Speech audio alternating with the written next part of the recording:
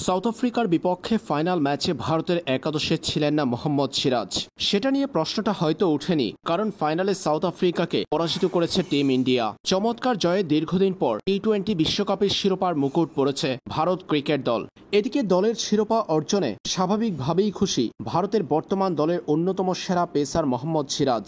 তাই ভারতের শিরোপা উৎসবের একটি ছবি আপলোড করে সামাজিক যোগাযোগ মাধ্যম টুইটারে তিনি লিখেছেন, থ্যাংক ইউ অলমাইটি আল্লাহ। মোহাম্মদ সিরাজ এই পোস্ট করার পরপরই আগ্রাসনের শিকার হয়েছেন ভারতীয়দের। সিরাজের সেই পোস্টের কমেন্ট সেকশনে সিরাজ ও ইসলামকে কটূক্তি করে বেশ কিছু মন্তব্য সাড়া ফেলে দিয়েছে। চন্দন শর্মা নামে একজন লিখেছেন, এটা টিম ইন্ডিয়ার বিজয়, আল্লাহর নয়। এটা ক্যাপ্টেন রোহিত শর্মার বিজয়। এটা টিম 11-এর বিজয়।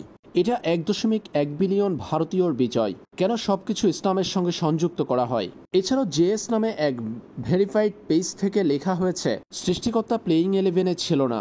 এমন অনেক মন্তব্যে মোহাম্মদ সিরাজের এই পোস্টকে আক্রমণ করেছে ভারতীয়রা। এর আগে 2023 ওয়ানডে বিশ্বকাপে মোহাম্মদ শামি 5 উইকেট পাওয়ার পর উইকেট উদযাপন করতে মাঠে সেজদা দিতে গিয়ে সেটা থেকে বিরত ছিলেন। সেজদা দেওয়ার জন্য হাঁটু গেড়ে বসে আর দেননি তিনি। মূলত ভারতীয়দের আগ্রাসন থেকে বাঁচতে এমনটা করেছিলেন মোহাম্মদ শামি। পাকিস্তানি ক্রিকেটাররা মাঠে নামাজ পড়ায় এ নিয়ে ব্যাপক হট্টগোল হয়েছিল ভারতে।